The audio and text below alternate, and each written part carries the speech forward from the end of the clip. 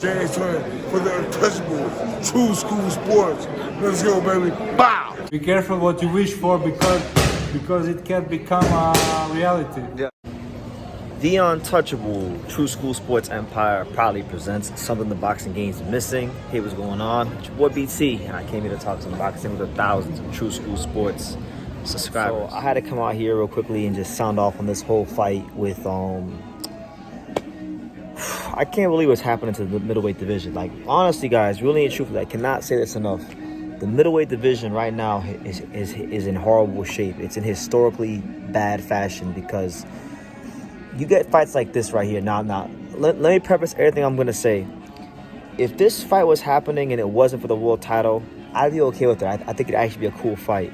But the fact that this fight is for the world title, and I don't want to mince my words. I want to be 1,000% honest. The fact that they actually made this fight and they approved this fight for the middleweight title is an absolute disgrace to boxing, and disgrace is the appropriate word. And we're talking about Danny Garcia versus Erislandy Lara. You know, they're both going to be fighting for the WBA title. Danny Garcia, tremendous fighter. You know, we can't take away his accomplishments and the guys he's defeated in the past, but really and truthfully, Danny Garcia has never competed in the middleweight division. He's never had one fight in the middleweight division. He had one fight at the 154 division, and he fought a guy that was really a 147-pounder masquerading as a 54-pounder. They would call that a blown-up 154-pounder, and Jose Benavidez Jr. So how does a guy who's never even, who really hasn't even established himself in the weight class below middleweight get a title shot at middleweight and just leapfrog the whole line? Like, that's disgraceful. It's absolutely disgraceful what's going on. And again, like, it's a disgrace to boxing. If it was a non-title fight on the card, I'd love it. I think it'd be a cool fight. I think it probably will be an entertaining fight. But what makes it worse, because we talked about this last year on True School Sports. I remember being in Japan when this news broke, because there was a Danny Garcia and Lara. They were approved to fight for the title last year. I'm going to say it was like May or June. They were approved to fight for the title.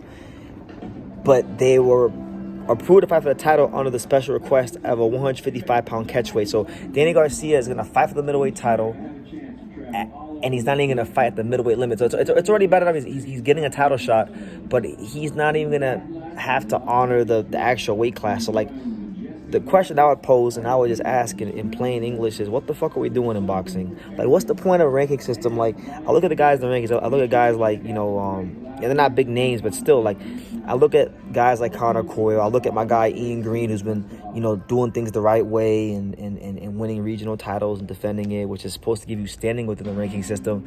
And these guys are getting screwed.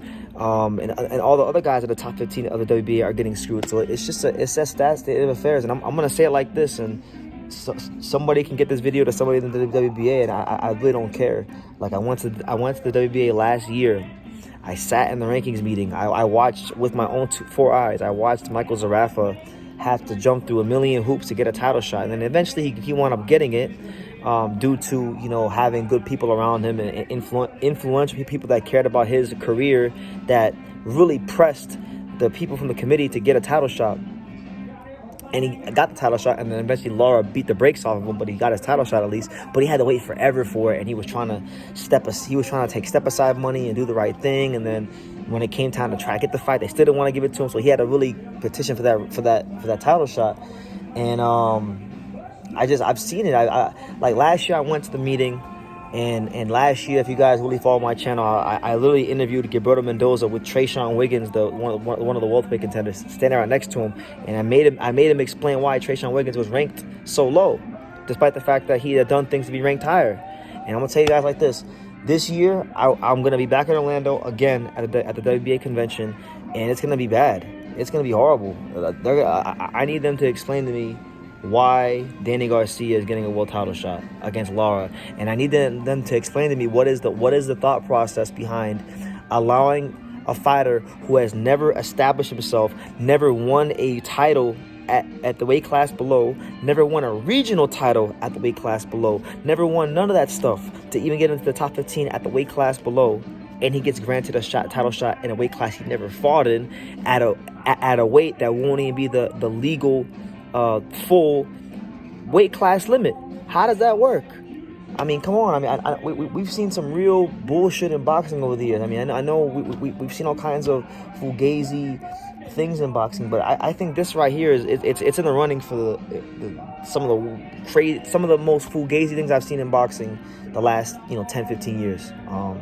And people may say, well, BT, you're being a hater of Danny Garcia and Lara. I don't really. First of all, I'm not that emotionally invested in Danny Garcia to hate Danny Garcia. Danny Garcia hasn't been fighting and hasn't really been active or been in a fight that I've been emotionally invested in about, let's say, we'll say 7 years. Probably when he fought Keith Thurman. That was like the last time I could really say, you know what, maybe that fighter like Sean Porter, Keith Thurman, like that era. He hasn't really had a fight where I've really been up for it. And truth be told, like, look, Danny Garcia, God bless him. He's one of these guys that didn't allow boxing to play him. He played boxing. He made great money. He was in big fights. Has a great resume. Has a good resume. Good fan base. Beautiful family. I know he's got multiple businesses. I know he owns a couple Dunkin' Donuts in South Florida. He got a nice mansion out there in South Florida. Did very well for himself using his hands. So I can't fault that. God bless him. But I'm speaking in the best interests of the sport that I love and the competitive integrity of the sport and the boxing fans. And I don't like what I'm seeing. The middleweight division's already in a bad enough state as it is. You've got like the corpse of Sergio Martinez that's been ranked in the top 5 of the WBA the last couple of years. Not now, but I'm saying in years past, like last couple of years. You got Johnny Beck, who can't make the weight anymore. He's probably going to have to vacate soon. And even when he was the unified champion, he fought Vincenzo Gutierrez, who really wasn't that good. Probably one of the worst champions boxing produced in the last couple of years. Then you got guys like contenders like Ian Green, who can't get a title shot because Danny Garcia is getting title shots. So it's a sad state of affairs. And this division really needs to be cleaned up. And this division really needs someone to like light it on fire, or at least, if we're talking about the contenders, allow some of the contenders that maybe aren't getting the opportunities, let them get a chance to show what they can do. But no, you don't do that. You let Danny Garcia, who's never competed in the weight class and never even established himself in the weight class below, get a world title shot. When people say, what's wrong with boxing, BT? Why? What are some things that are wrong with boxing? This to me would probably like number one. So yeah, I'll be at the WBA convention no matter what this year again, and this will probably be the number one topic of discussion for me, is how did they allow this to come to pass, and what's the thought process behind it. And so I always look at rankings, and I always monitor how sanctioning bodies behave. The WBA is on thin ice for me this year, honestly. Like, I got love for those guys. Julio, God bless Julio, the president of the committee, and Gilberto. They're not bad people, but like, what the hell is going on? What are they doing? What are they doing to our sport? What are they doing to? Why is their ranking system? Why, like? I hate stuff like this, honestly, because you're basically telling all the guys in the top 15 that are trying to make a name for themselves and trying to, carve out their way in the sport that their efforts don't mean anything, the ranking systems don't mean anything. All those little trinkets like the, WBA, NABA title and all that bullshit, none of that matters. If you win it and you defend it, 2-3 times and it's supposed to give you standing, none of that matters, So these are just some of my gripes with boxing today. So let me know what you guys think in the comments down below. What do you think about Danny Garcia getting a title shot at middleweight against Erislandy Lara? Leave your comments down below. Make sure you guys take the time to subscribe. And like I say in every single one of these videos, you can love me or you can hate me, but I'm just a kid from Daniel. So until next time, take care, guys. Thank you for watching another video on the untouchable True School Sports Empire. I'm at the Boxing Hall of Fame out here in Canterbury, New York.